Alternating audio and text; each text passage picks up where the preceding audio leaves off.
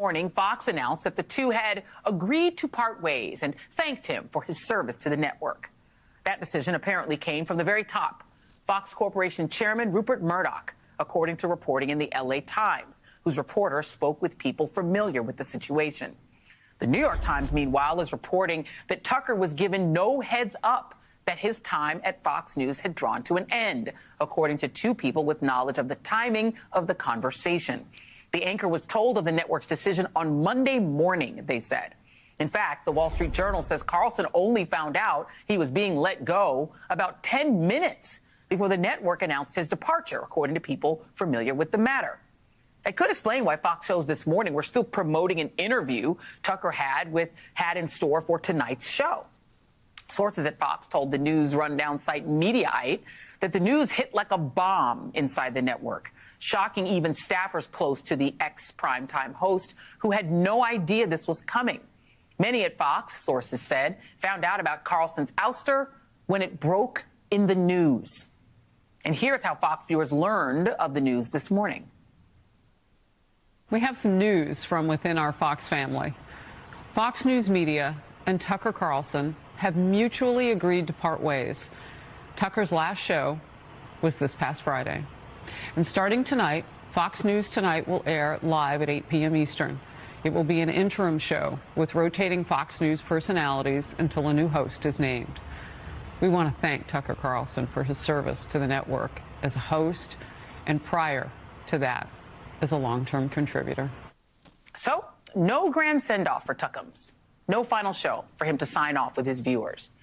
It's almost hard to believe that just months ago, Tucker wielded so much power, Kevin McCarthy traded him 40,000 hours of exclusive January 6th footage in his hostage deal to become Speaker.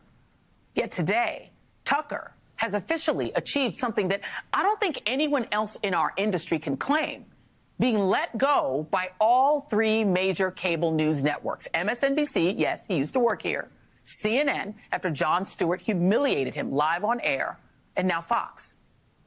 But Tucker has also achieved something else. He arguably has done more on cable television to spread the gospel of hate, fear, and paranoia than anyone since radio propagandist Father Coughlin in the Nazi era of the 1930s.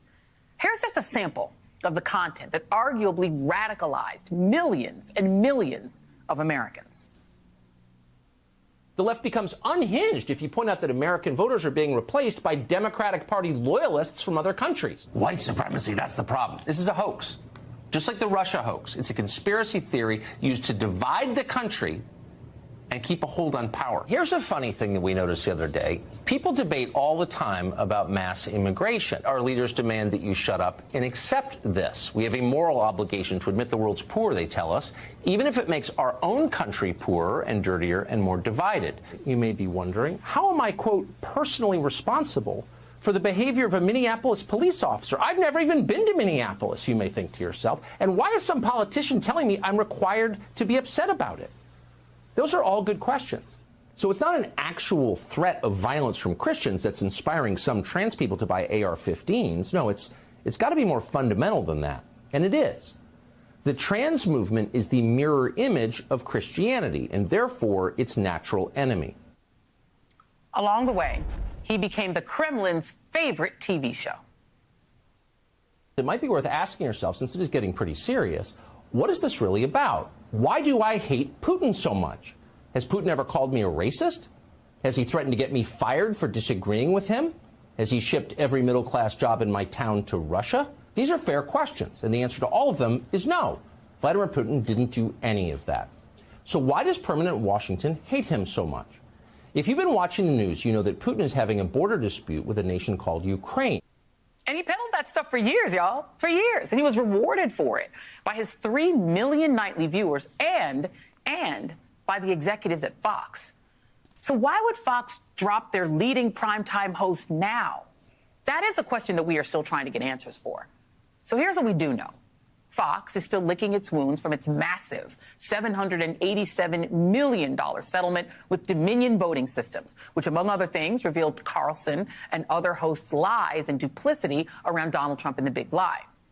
There's another big defamation case on the horizon from Smartmatic voting systems. That one is demanding even bigger damages. And there's also a lawsuit from former Fox producer Abby Grossberg, who worked on Tucker's show and claims that he presided over a misogynistic, gross, and discriminatory workplace culture.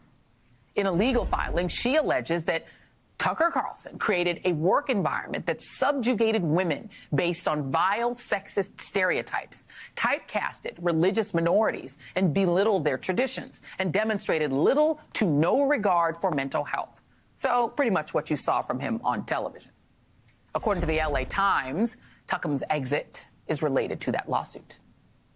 That is apparently the line that is considered too far for Fox. Not the racism or the on-air misogyny or the anti-immigrant bashing, the white replacement theory, or being a tool for Russia and other authoritarian regimes. Not that. That was all fine. But when the toxic culture within Fox is exposed and it threatens to cost Rupert money, that's when you got to go. Remember, that is what happened with Tucker's predecessor, Bill O'Reilly, who was then Fox's biggest star. He was let go after a series of sexual harassment allegations against him became public, with settlement payouts totaling about $13 million.